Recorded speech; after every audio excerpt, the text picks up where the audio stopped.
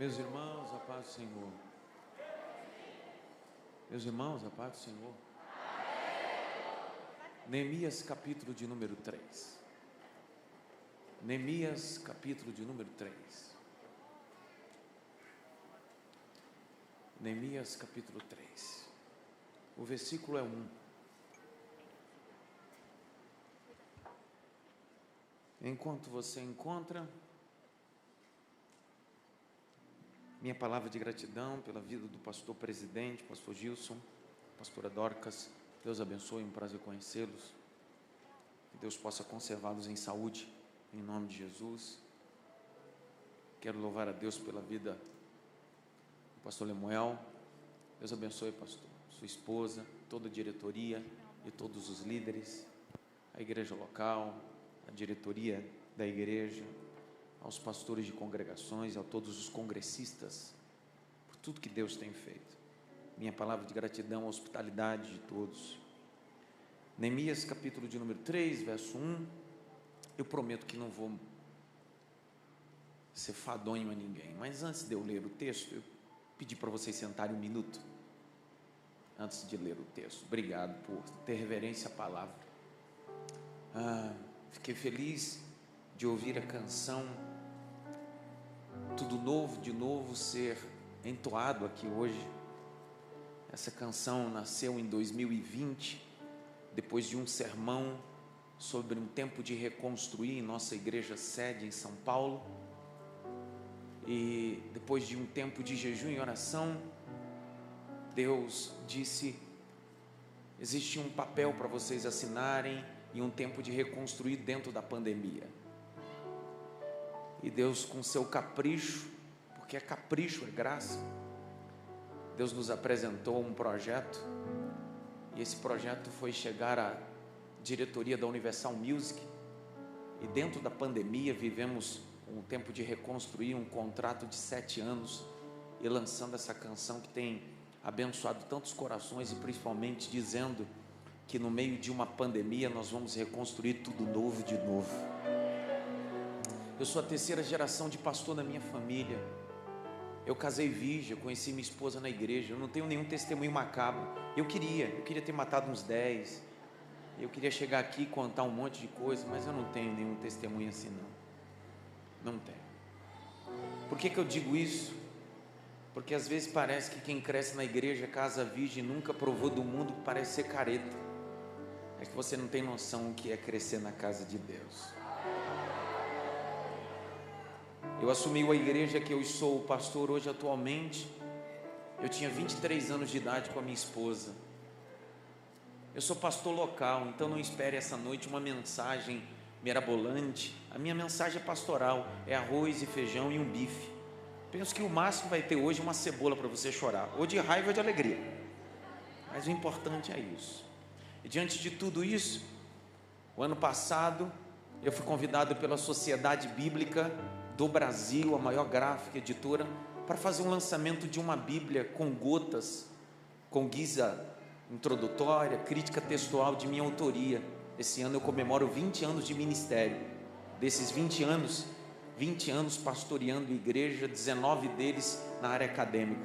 E aí hoje eu quero fazer o lançamento dela aqui oficial, aqui na catedral. A Bíblia de estudo pergunta por quê, com espaço para anotar. E um desafio junto com a Sociedade Bíblica. Primeiro que, diante do analfabetismo bíblico, que hoje a gente leva tudo para a igreja, menos a palavra. Se fala de tudo, menos de Bíblia. Quero fazer apoio à fala da Cláudia, dizendo que uma igreja beriana é uma igreja sadia, que entende que não dá glória pela emoção, dá glória por aquilo que está escrito. Se está escrito, a gente glorifica. A gente não glorifica porque sente, a gente glorifica porque a gente reconhece que Deus é maravilhoso, conselheiro, Deus forte, Pai da eternidade e príncipe da paz. Eu decidi, junto com a Sociedade Bíblica, pegar essa Bíblia e fazer uma gramatura maior, porque eu gosto de escrever. E a pior coisa é quando você escreve numa folha de uma Bíblia e atrás mancha tudo. E fora tudo isso, entender que a palavra de Deus está acima de todas as coisas. Então, oficialmente, fora a Bíblia, tem outros livros ali. Eu queria que você abrisse sua Bíblia comigo. Não fechasse em momento algum, por favor. Eu queria fazer exposição de um texto. Eu quero pregar sobre o tema de vocês.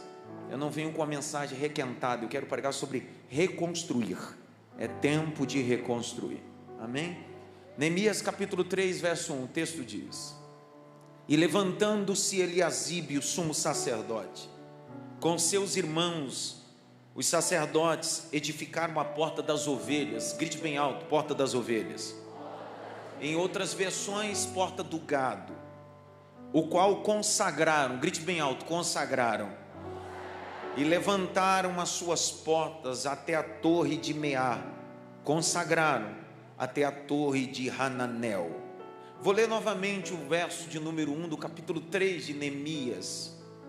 E levantou-se Eliasibe, grite bem alto, Eliasibe, mais alto, Eliasibe. O nome Eliasibe significa Deus restaura. De novo, o nome Eliasibe significa Deus restaura. Deus vai levantar nesse tempo de congresso, nessa nossa casa aqui, restauradores de muros e de portas para a glória de Cristo. A continuação do texto: E levantou-se Eliasibe, o sumo sacerdote, com seus irmãos, os sacerdotes, edificaram a porta das ovelhas. Grite bem alto assim: só haverá reconstrução quando eu entender que eu sou ovelha. Curve a cabeça. Pai, obrigado pela tua palavra. Obrigado porque tu és santo. Confessamos os nossos pecados no teu altar. Perdoa as nossas falhas, nossas maledicências, pecados voluntários e involuntários. Serão dias de intensidade aqui, em vários períodos, mas hoje é abertura, como o pastor diz. Então, Senhor, fala que os teus servos ouvem. Os nossos ouvidos estão atentos a ouvir a tua voz, para a glória do teu nome, no nome de Jesus. Amém. Será que você pode aplaudir a Jesus pela sua palavra?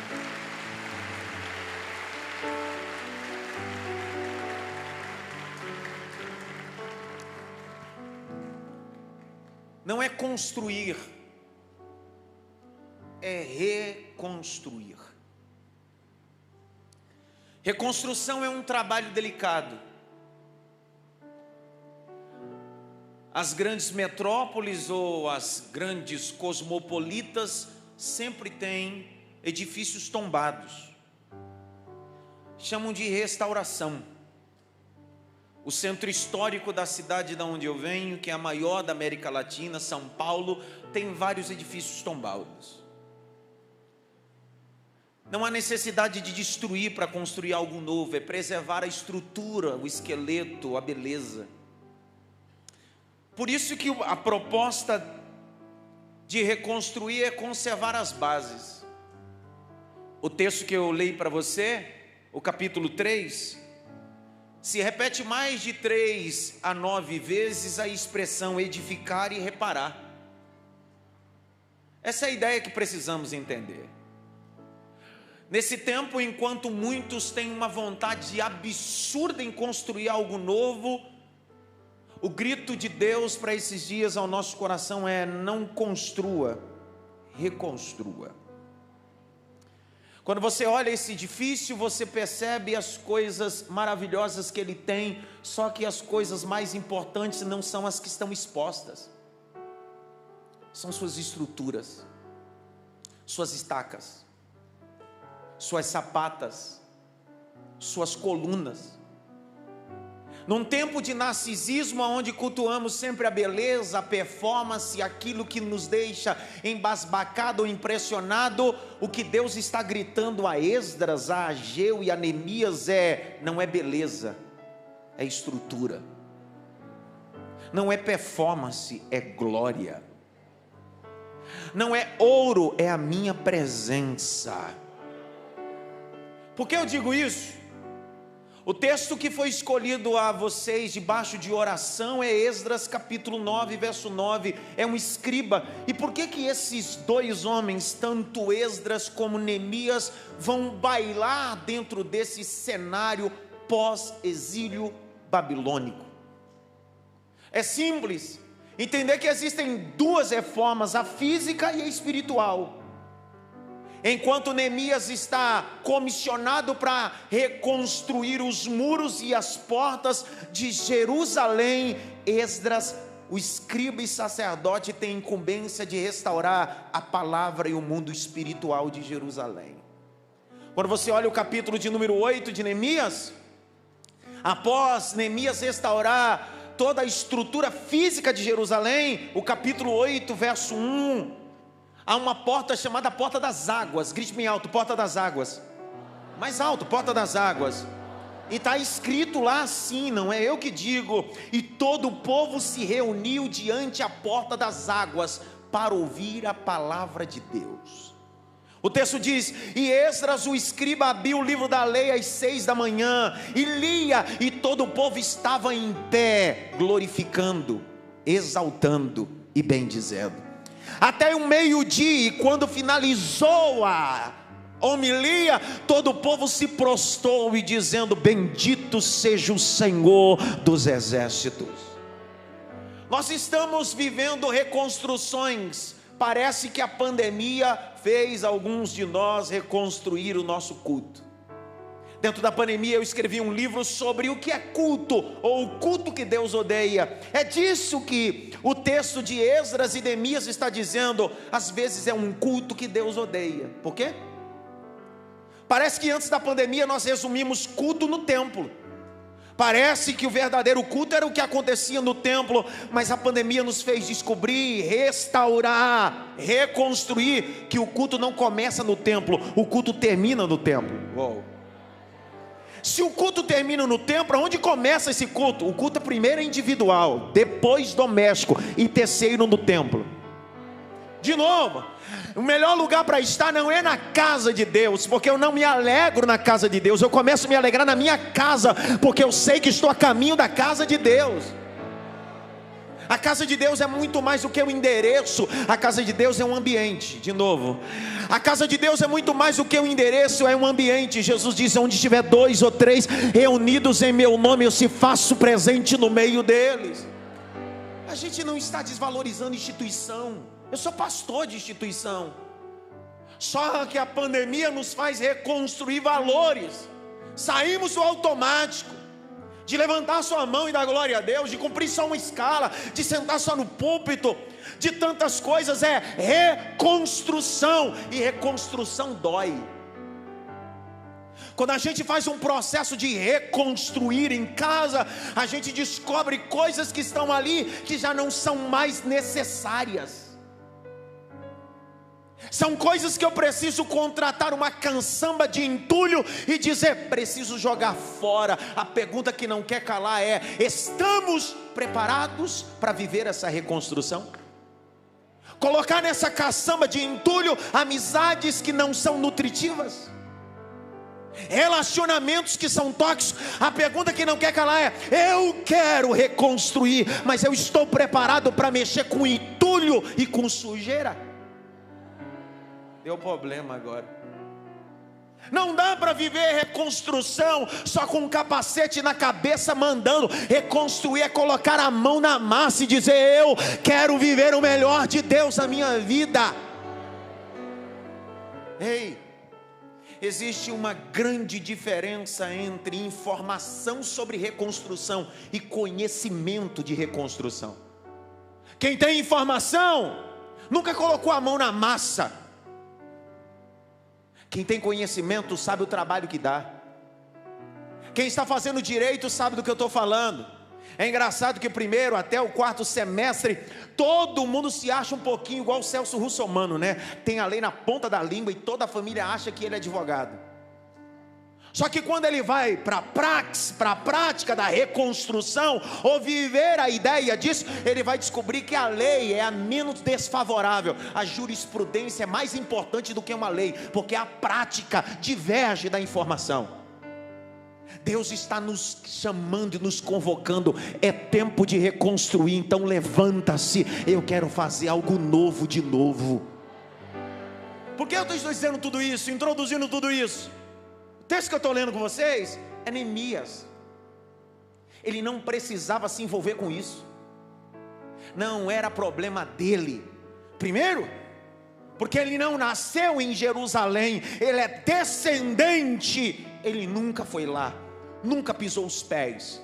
Na verdade, fisicamente nunca, mas a sua alma é de lá. Uou. Está parecendo a gente não é do céu, a gente não nasceu no céu, mas a nossa alma é do céu. O capítulo de número 1, o verso de número 2, o texto diz que esse Neemias, consolador, vai receber um dos seus irmãos chamado Hanani.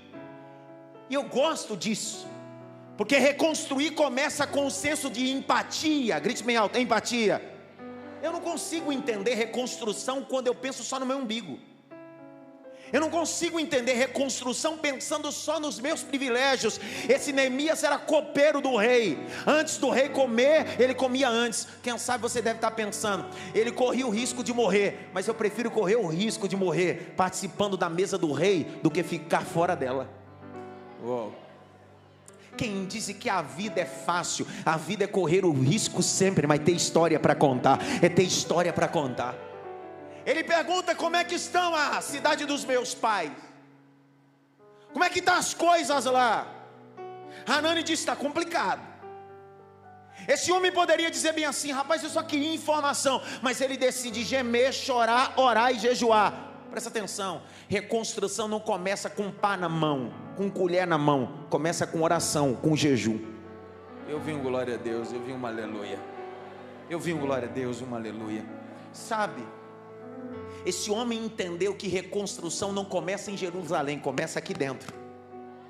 De novo, reconstrução não começa em Jerusalém, começa aqui dentro. Ele disse, eu vou orar, vou jejuar, vou me lamentar, porque eu sei que tudo está no controle desse Deus todo-poderoso. A oração dele não é sazonal, não é temporal, não é momentânea. Esse Neemias não está brincando com Deus. Esse Neemias não está brincando de oração, de jejum, nem de reconstrução. Ele sabe que o ambiente de reconstrução é uma guerra. Grite bem alto, guerra. Mais alto, guerra. Você está vendo todo esse congresso? Isso aqui não tem investimento só financeiro, logístico. Isso aqui tem investimento de gemido, de oração. Há uma expectativa, e a expectativa não é só os telões cheios, a catedral cheia. A maior expectativa é que Deus possa batizar, curar, libertar e transformar. Esse é o maior propósito. Esse Neemias está orando, grite bem alto, orando, mais alto, orando, jejuando. Ei, meu avô dizia que o jejum é o contato com Deus. Verdade. Esse Neemias vai jejuar tanto, que ele passa 4 meses lamentando, chorando, orando e jejuando, até que Deus inclina o coração do rei da terra para Neemias. Uou. É aqui. A reconstrução começa quando Deus coloca o coração dos grandes na tua mão. Eu vou liberar a primeira palavra. Este ano Deus vai colocar o coração dos grandes na sua mão. De novo, este ano Deus vai colocar o coração dos grandes na sua mão. Por quê? Porque tudo está na mão do Senhor. A Ele glória e majestade para todos sempre. Se o jejum faz Deus colocar o coração do rei na mão de Neemias, o jejum também comissiona.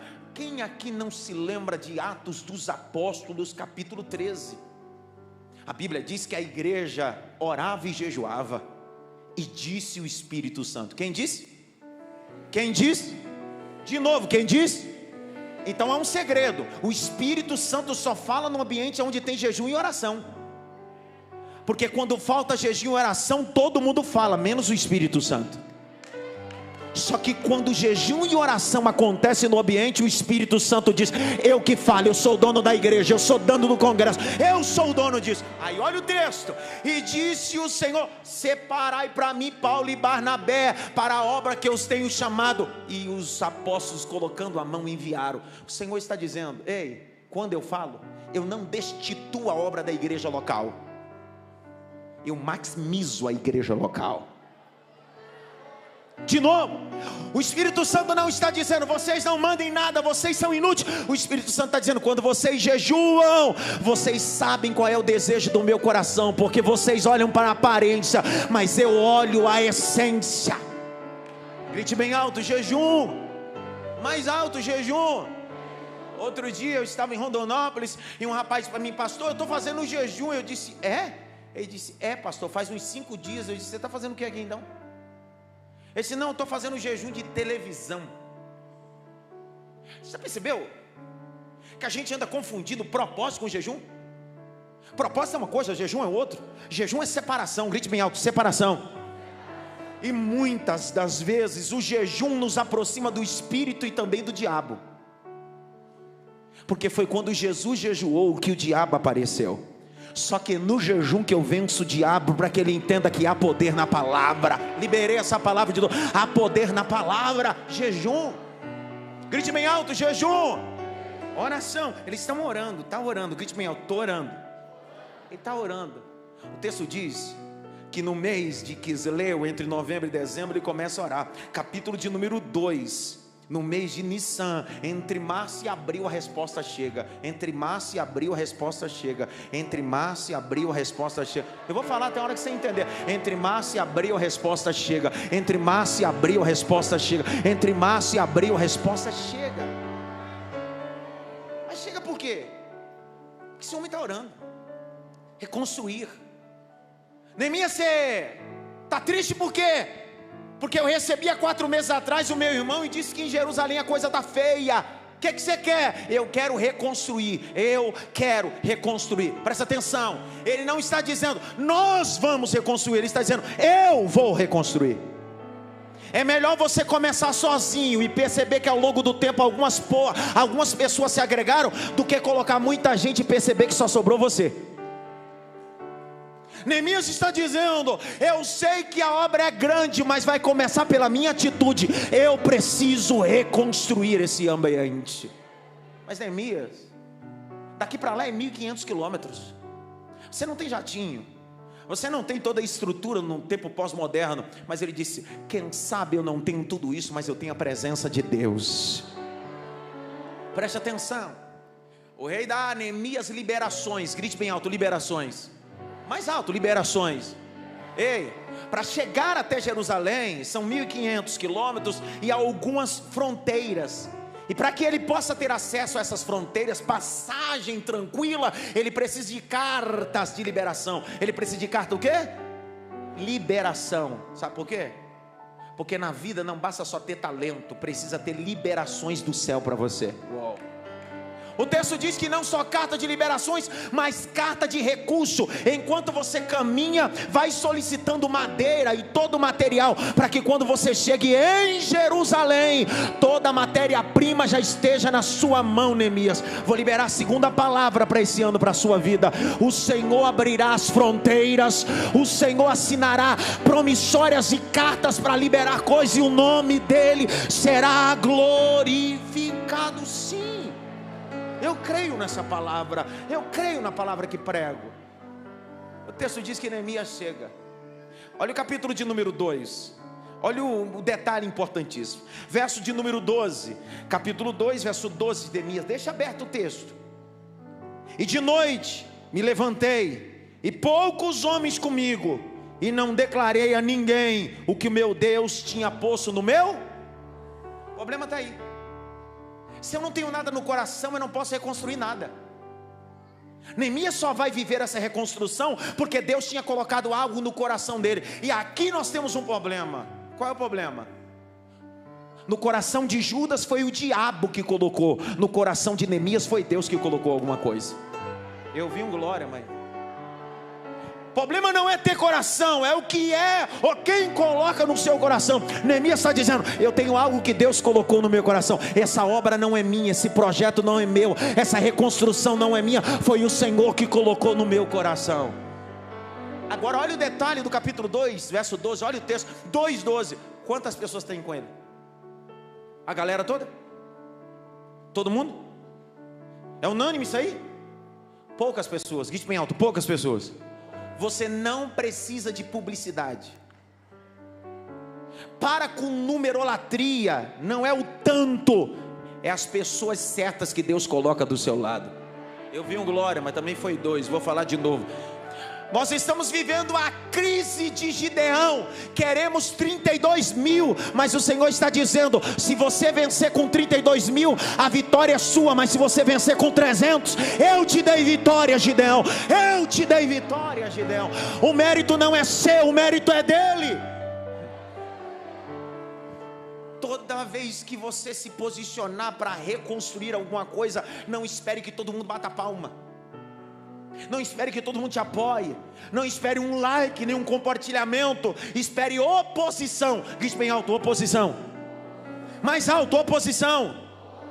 Quando Neemias chega em Jerusalém, para piorar, quem vivia em Jerusalém estava acostumado com aquele ambiente. Que ambiente é esse? De muros fendidos, portas queimadas. Tem gente que se acostuma com o colapso. Tem gente que se acostuma com a miséria. Tem gente que se acostuma com o ambiente sujo. Só que Neemias está dizendo: eu não me acostumo com isso, porque o meu Deus é Deus de reconstrução. É Deus de reconstrução. Levante as suas mãos para o alto, mais alto que você pode. Pastor, por que eu tenho que levantar a mão para o alto? Porque está na Bíblia. Salmo 134 verso 1: levantai as vossas mãos no santuário, bendizei ao meu nome, porque eu te abençoo desde Sião. Abra a boca, diga glória, porque Deus está levantando uma geração de Neemias para reconstruir algo importante. Reconstruir dá trabalho. Reconstruir dá trabalho. Reconstruir dá trabalho. Reconstruir dá trabalho. Vou falar de novo: reconstruir dá trabalho. Quando está pronto, você vai sempre ter gente para aplaudir, dizendo: eu acreditava, eu sabia que ia dar certo. Mas poucas pessoas apoiam a reconstrução que Deus colocou na sua mão. Reconstruir um ministério, reconstruir uma família, reconstruir ambiente, reconstruir a sociedade. A igreja não veio para a sociedade para fazer culto. A igreja veio na sociedade para transformar a sociedade de glória em glória e poder em poder. É reconstruir. Olha o capítulo de número 3. Quem está em Jerusalém não quer nada. Quem está em Jerusalém não quer reconstruir. Olha o capítulo de número 3, verso 5. E ao seu lado repararam os tecoitas. Presta atenção. 4 classes ajudaram Neemias nessa reconstrução. Quantas classes?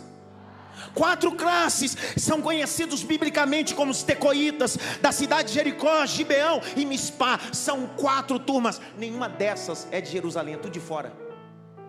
Deus decidiu enviar os tecoitas, os de Jericó, os de Gibeão e de Mispá, dizendo: se Jerusalém não quer te ajudar, eu vou enviar de fora. De novo: se quem está dentro da sua casa não te ajuda, eu vou enviar de fora. Se o projeto que eu coloquei na sua mão, no seu coração, não vierem te ajudar, eu vou enviar de fora. Mas a obra não para. O que eu tenho confiado na sua mão não para, porque eu sou o Senhor dos exércitos. Só que aqui, toda essa guisa introdutória para parar aqui. Neemias chega em Jerusalém e começa essa reconstrução. São 12 portas. Quantas portas? Ó, em Jerusalém tem a porta do monturo, tem a porta do peixe, porta das águas, porta do cavalo. A porta do cavalo era a porta da guerra. Porta do quê? Porta do quê? Ó, a porta do lixo, que era a porta do excremento, onde se jogavam os excrementos e a sujeira de Jerusalém por essa porta. A porta dos peixes apontava para Cristo. A porta das águas apontava para a palavra. Olha o capricho. Poderia começar por todas essas portas que eu acabei de falar para você. Só que Neemias entende que uma reconstrução precisa começar pela porta das ovelhas.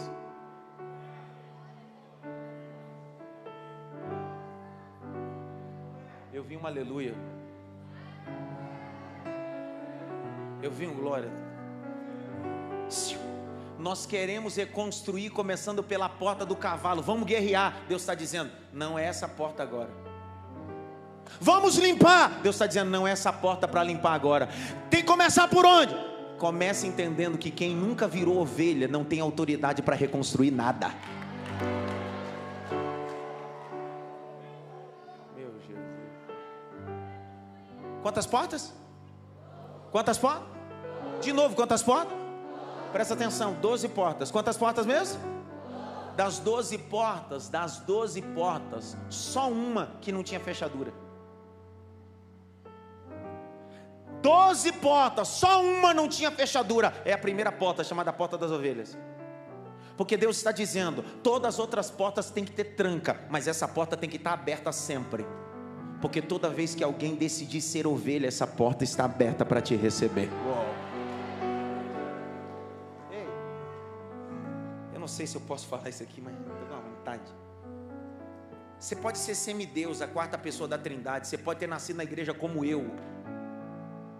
Você nunca vai perder a condição de ovelha.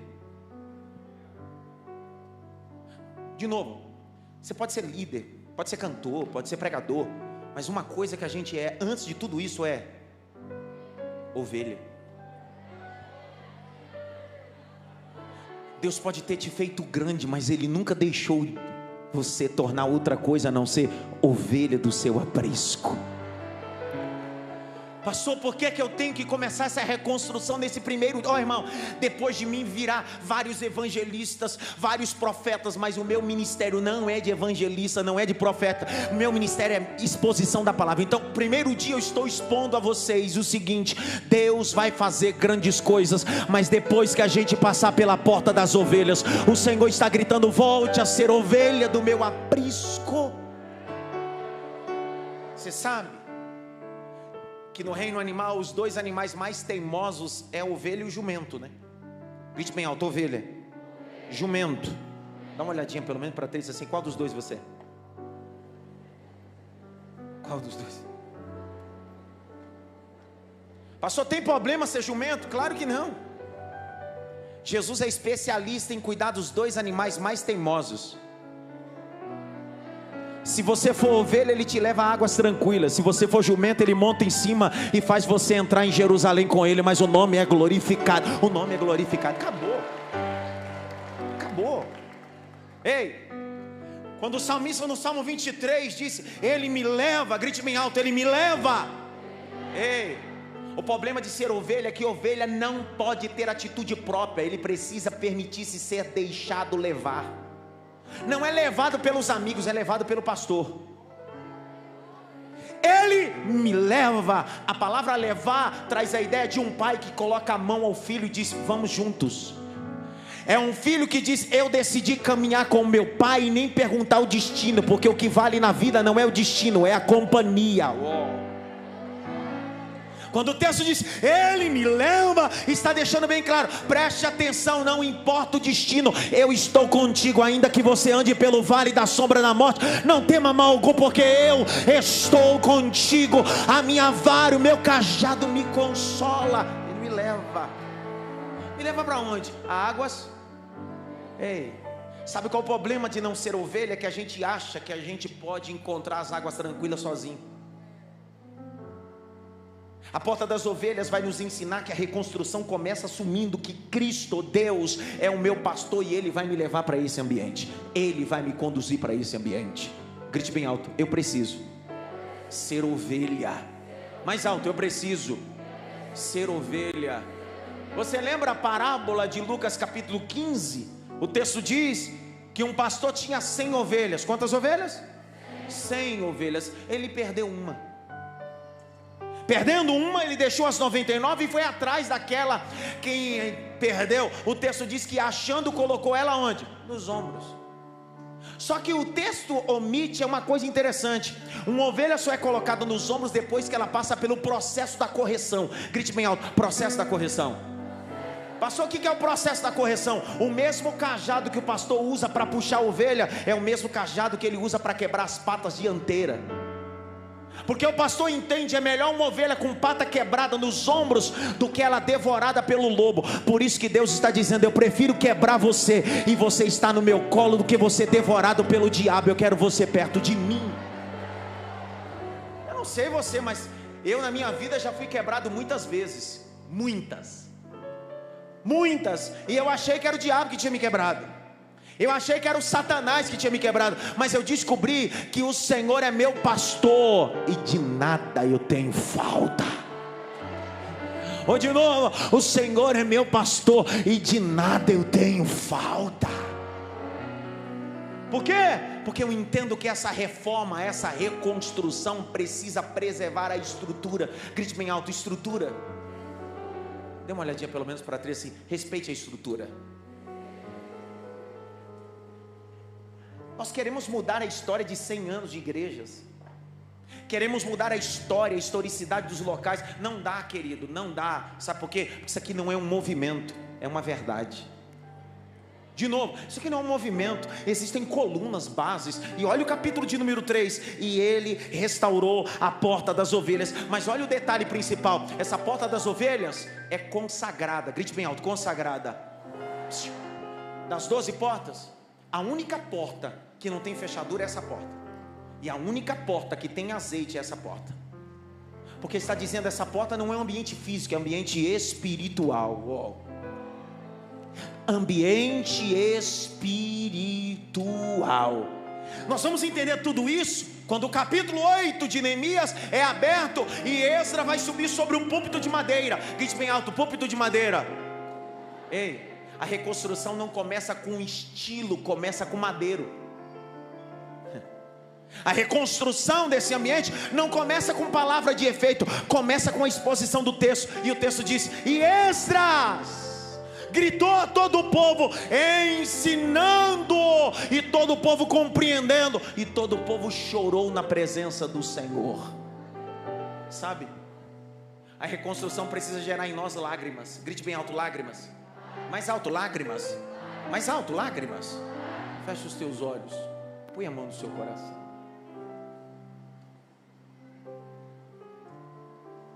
Ore a Deus e peça um tempo de reconstrução em setores da sua vida, áreas da sua vida. O culto é racional, e esse é aquele momento que Deus não mexe com o seu coração. Deus quer mexer com o seu intelecto. É aquele momento no culto que Deus diz: eu preciso reestruturar algumas coisas, preciso mudar algumas coisas. Oh glória.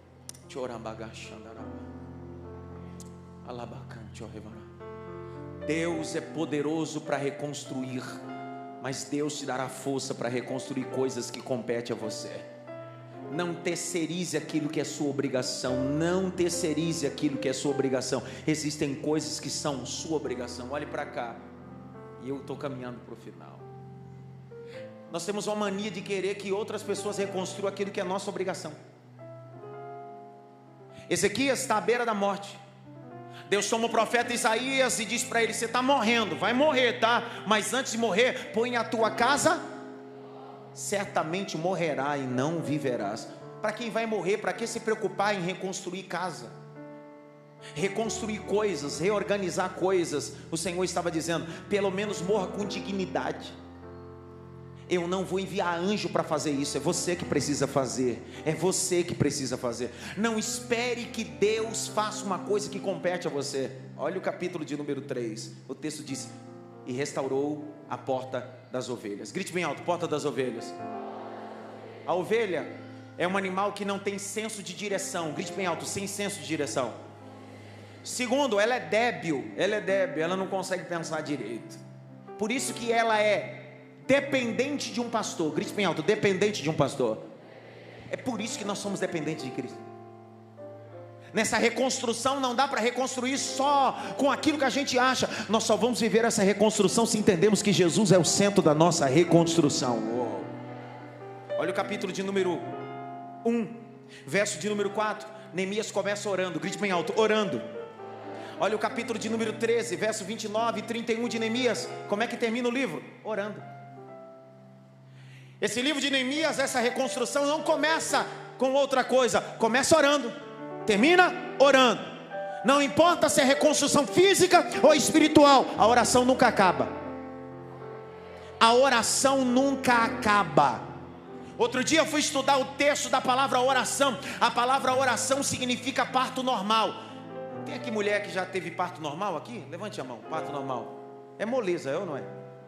É fácil, não é não? Sim ou não? Mas é normal. Percebeu que ao contrário de normal é cesáreo? Eu tenho 3 filhos. Os 3 filhos que eu e minha esposa tivemos foi cesáreo. E cesáreo é assim, você marca o horário, marca o dia, chega lá, faz a operação, tá tranquilo. Só que a recuperação é mais dolorosa. Todo obstetra, todo médico vai recomendar não um parto cesáreo, mas um parto normal. Por que é chamado de normal? Porque normal é doer, normal é sentir contração. Só que é assim, depois que nasce a recuperação é rápida. Uou. Sabe, quando as coisas param de doer é porque eu deixei de orar. E quando está doendo é porque eu estou orando. E se eu estou orando é porque eu estou em contrações. E se eu estou em contrações é porque vai nascer o que Deus tem para mim. Uou. Ei, não tem um segredinho, não tem uma receita. Reconstruir dá trabalho. Grite bem alto, reconstruir dá trabalho. Quem aqui não se lembra de Isaac reconstruindo em seu tempo? O que ele faz é tirar entulho dos poços. Isso é reconstruir. Ei, enquanto os poços estão entulhados, ninguém quer nada. Quando você coloca a mão para reconstruir, tirar entulho, logo aparece alguém dizendo assim: esse poço é meu, essa água é minha. Só que Isaac entende que a bênção não está no poço, a bênção está nele. De novo, Isaac entende que a bênção não está no poço, a bênção está nele. Vou de novo, Isaac entende que a bênção não está no poço, a bênção está nele. Aonde colocar a planta dos teus pés, eu te abençoarei. Isaac também. Ei, enquanto você não constrói ou não reconstrói, as pessoas estão acostumadas com entulhos. Mas quando você começa a tirar entulhos, Sambalate, Tobias, Gesem, os filisteus diz: agora quer fazer. Mas o Senhor manda uma palavra para o seu coração: não pare, não retroceda, continue. É tempo de reconstruir em Deus. Grite bem alto: porta das ovelhas. Mais alto: porta das ovelhas. Será que com o tempo dentro da igreja nós não deixamos de ser ovelha?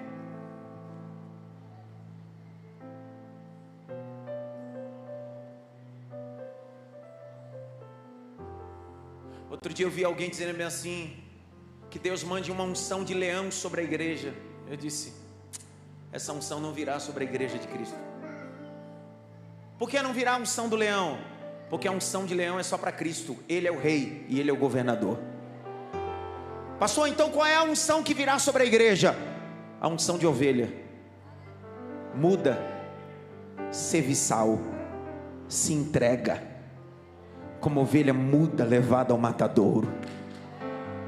Nós estamos vivendo um tempo que as ovelhas começaram a aparecer com o leão, estão rugindo demais, estão gritando demais, reclamando demais, falando na igreja, falando na rede social. Mas Jesus está dizendo essa noite: não é tempo de ser leão, é tempo de ser ovelha do aprisco de Jesus Cristo. É tempo de crer e confiar que Jesus é teu pastor. Não existe. Apocalipse capítulo 5, o texto diz: e eu, João, chorava muito. E eis que um anjo diz: eis aqui o leão da tribo. Aí o texto diz: e eu me virei para ver quem falava comigo. Ele olhou para o mesmo lugar, só que não viu a mesma coisa. O anjo viu o leão, sim ou não? Aí o João olha e diz assim: eis o... e eu vi o Cordeiro de Deus ali no meio. Eu sou dislexo, e uma das coisas que o dislexo tem, ele não é auditivo, ele é visual. Sabe o que Deus está falando com João? Está dizendo para ele: você aprende mais vendo do que ouvindo. Você copia o que você vê. Se o Senhor tivesse aparecido a João como leão, a igreja tinha que imitar um leão. Mas a igreja se parece como um Cordeiro de Deus. A igreja se parece com o Cordeiro de Deus. A igreja se parece com o Cordeiro de Deus. Eu estou caminhando para o final. Eu sei o que eu vim fazer aqui hoje. A mensagem é essa: não haverá reconstrução se não passarmos pela porta das... Será que somos ovelhas? Porque não tem problema ser líder, mas você continua sendo. Não tem problema ser empresário, mas você precisa continuar sendo. Você pode ser uma autoridade aí fora, mas você precisa continuar sendo. Só que algumas coisas subiu para a nossa cabeça. Sabe o que chocou os discípulos no ambiente da ceia? Foi que quando Jesus deixou de ser líder e virou ovelha, servir. Ele pega uma bacia com água, pega uma toalha e diz: eu preciso lavar os pés de vocês. Qual é a ideia? Parece que quanto mais título eu tenho, mais nome eu tenho, alguém tem que lavar o meu pé. A condição da porta da ovelha te faz, quanto maior você for na terra, menor você é no céu. Nós temos dificuldade de servir uns outros. Por quê? Porque nós queremos começar a reconstrução pela porta dos cavalos, queremos guerra. Queremos começar a reconstrução pela porta do esterco. Precisamos limpar tudo, precisamos denunciar tudo, legal. Só que o Senhor está dizendo: reconstruir ou reconstrução começa sendo ovelha. Você é ovelha, você é ovelha. Eu termino dizendo: reconstruir é uma condição daqueles que precisam se tornar ovelha de Cristo. Fique em pé. Não transite, eu não terminei ainda, só fique em pé, por favor.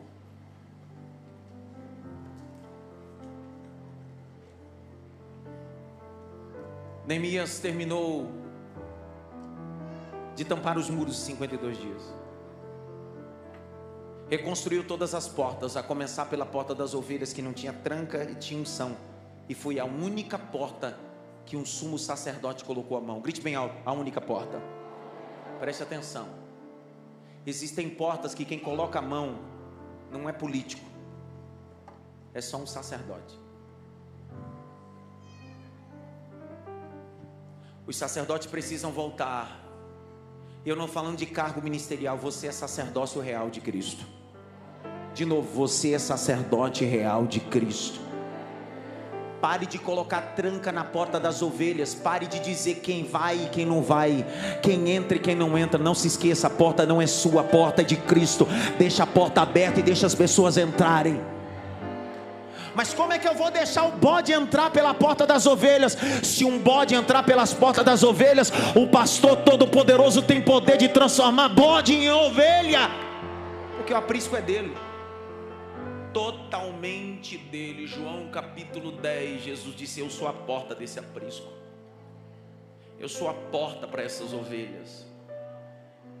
Eu não olho para você por causa da lã, o Senhor disse. Eu olho para você porque você precisa de um pastor. Não é eu que preciso de você, é você que precisa de mim. Por isso que eu digo que não é aceitar Jesus, é entender: eu preciso me entregar a Ele, eu preciso aceitar o cajado dele. Quando a gente diz, é força de expressão. A gente diz bem assim: quem é alguém que quer aceitar Jesus? Não, é força de expressão. O que a gente está querendo dizer é: cara, eu aceito me submeter ao cajado desse pastor. Eu cansei de procurar água sozinho, eu cansei de ir nos pastos que eu achava que era melhor. Eu decidi seguir a direção dele, ele é o meu guia. Feche os teus olhos e eu falo uma coisa: aqueles que me ouvem em todos os lugares aonde a minha voz está chegando, há uma reconstrução sobre o Brasil. Não é uma reconstrução denominacional, é uma reconstrução universal. Nesse tempo Deus não levantará guerreiros, nesse tempo não haverá porta de cavalo, nesse tempo o Senhor levantará uma porta de ovelhas. E todos aqueles que passarem pela porta das ovelhas serão guardados em Cristo e em Deus. Feche os teus olhos. Você que me ouviu essa noite, ouviu essa palavra, e há algum tempo está vivendo os conflitos de querer procurar suas próprias águas e seus próprios pastos. Hoje Jesus está dizendo: passa pela porta das ovelhas, aceita meu cajado, aceita minha vara, aceita e eu te conduzir a te levar a lugares importantes. Feche os seus olhos e curva a cabeça. E você que está me ouvindo e quer essa noite aceitar isso, o cajado de Cristo, faça o sinal com a sua mão onde você está mesmo, aceitando, dizendo: eu quero ser conduzido. Pastor, mas eu sou crente. Não, crente todo mundo é. Eu estou dizendo ovelha. Há uma diferença. Há uma diferença. Há uma diferença. Pastor, hoje eu quero ser conduzido por esse aprisco de Cristo, por essa graça de Cristo. Tem alguém? Levante sua mão onde você está. Isso. Tem uma moça lá em cima. Isso. Tem outra moça lá no fundo, tem outro rapaz, tem outro aqui, tem outro rapaz lá, outro lá no fundo. No telão, vá me auxiliando. Na minha época a gente dava glória quando alguém aceitava Jesus. Permaneça com a mão levantada. Eu não vou te chamar à frente, não. Eu vou te deixar aí mesmo. Eu vou te deixar aí mesmo. Eu vou te deixar aí mesmo. Tem mais alguém? Moça aqui. Grite bem alto, Espírito Santo. A reconstrução começa reconhecendo que eu sou ovelha. Feche os olhos, Pai. Aquele rapaz, aquela moça lá na galeria, esse povo com a mão levantada, aquele rapaz lá no fundo, Senhor, lá no fundo com a mão levantada, com a camiseta cinza.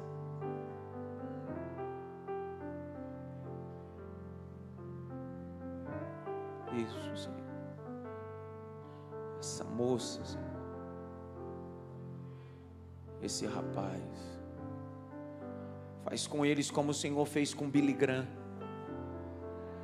Faz com eles como o Senhor fez com Catherine Kuhlman. Faz com eles como o Senhor fez com Charles Handel Spurgeon. Senhor, existem cultos que o Senhor manda fogo, manda terremoto, mas hoje não é dia de fogo, nem dia de terremoto. Hoje é dia da multiforme graça de Deus. Hoje é o dia do sussurro da graça. Hoje o dia é de entender que a porta das ovelhas estão abertas. Será que tem alguém que pode aplaudir o nome de Jesus e entender que a palavra de Deus é acima de tudo?